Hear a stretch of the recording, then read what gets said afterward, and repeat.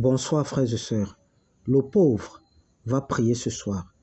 Éternel mon roi, souviens-toi de moi et vois dans quelle détresse me plonge ma misère. Je suis sujet de moquerie jour et nuit et la condition de ma vie n'est point un secret pour personne. Comment pourrais-je avoir honte de l'état dans lequel je me trouve à l'instant? J'ai appris à être content où je me trouve malgré moi. Peut-on dissiper la noirceur d'une marmite par un simple regard? Peut-on fuir ce qui est?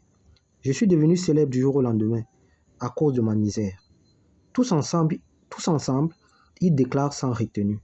Voilà encore ce pauvre qui arrive. Hommes et femmes me prennent pour sujet de me dire. Ils vont jusqu'à déclarer, les pauvres comme toi n'hériteront point le royaume des cieux. La nuit même mon sommeil me fuit.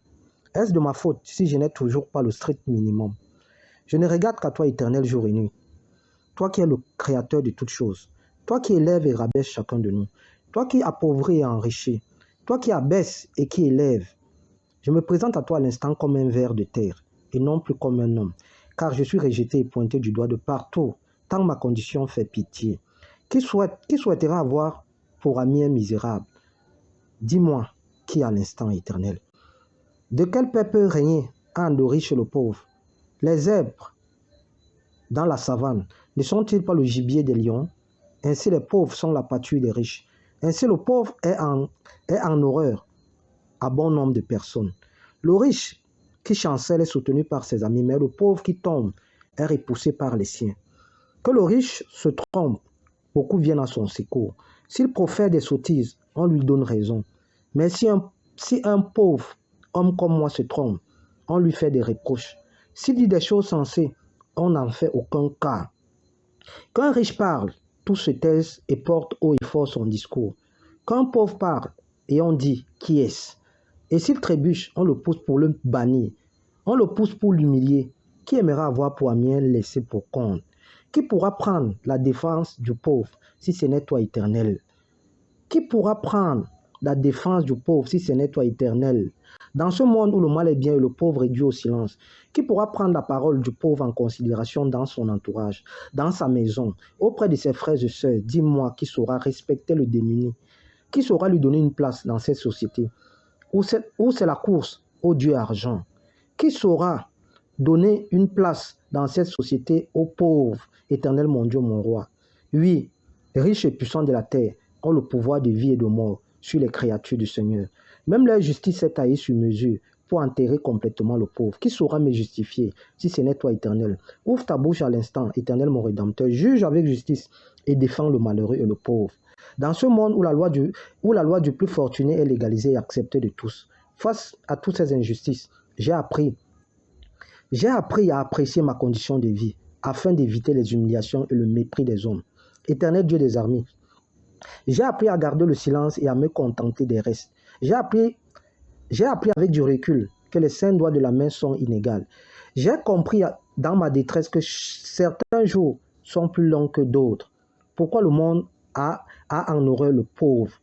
Pourquoi le monde a en horreur le pauvre? Ne formes-tu pas le bonheur et le malheur? Je viens devant ton piédestal afin que tu éloignes de moi la fausseté et le mensonge. Éloigne de moi l'avarice des yeux, éternel mon libérateur, et ne m'accorde ni pauvreté ni richesse, car je ne vendrai point mon âme pour les biens éphémères de cette vie passagère. Vanité de vanité et poursuite de vent. Je demande juste le pain quotidien. Que je ne demeure point un mendiant, que je ne devienne pas une mendiante sur cette terre des hommes. Car ta parole déclare, ne vous livrez pas à l'amour de l'argent, contentez-vous de ce que vous avez, car votre Dieu, que je suis, ne vous délaisserai point, et ne vous abandonnerai point. Éternel, ma consolation, m'aurais-tu délaissé? M'aurais-tu abandonné? Je crie à toi et je ne vois point ta face. N'entends-tu pas mes cris? À genoux comme assis, debout ou endormi, je crie à toi, mais tu ne réponds pas. Je me tiens là et tu ne me regardes point, éternel mon Dieu. Pourquoi ma souffrance est-elle continuelle? Pourquoi ma plaie est-elle si douloureuse et ne veut-elle pas se guérir? Pourquoi t'éloignes-tu de moi quand la détresse est proche, quand personne ne vient à mon secours? Aurais-je péché contre toi consciemment ou inconsciemment, en pensée ou en action? Je me répands à l'instant et je sollicite ta miséricorde. Prends pitié de moi. Peut-être que mon passé n'a toujours pas été agréable à tes yeux. Peut-être aurais-je causé du tort à mon prochain par orgueil ou par colère. Je te demande à l'instant pardon. Peut-être mes enfants ou ma famille ont-ils péché contre toi pendant mon absence. Si c'est le cas, je réclame ta miséricorde et ta grâce. Prends pitié de moi, Saint des Saints, et regarde-moi dorénavant favorablement. Que la foi de la Cananéenne soit mon partage en ce moment. Car je sais qu'il n'est pas bien de prendre le pain des petits enfants et de le donner aux petits chiens. Mais Éternel, mon Rédempteur, les petits chiens se nourrissent des miettes qui tombent de la table de leur maître. Je ne suis pas digne que tu éclaires mes ténèbres, enfuis dans ma vie. Je ne suis pas digne que tu éclaires les ténèbres, enfuis dans ma vie, mais dis juste un mot et je serai guéri. Car mon âme est en quête de repos, Éternel, mon roi. La misère et la souffrance m'ont dépouillé de toute substance. Je n'ai plus de vie. Je n'ai plus d'espérance, tant ma situation fait pitié. Tour à tour, je suis rejeté par mes proches et amis. Comment le pot de terre et le pot de fer peuvent-ils aller ensemble? S'ils se heurtent, le premier se brise. Le riche commet une injustice, c'est lui qui se fâche. Le pauvre que je suis doit subir l'injustice, et je dois en plus m'excuser. Tous ceux qui ont de l'argent m'utilisent comme bon leur semble. Ils m'exploitent physiquement et spirituellement. Je suis leur larbin.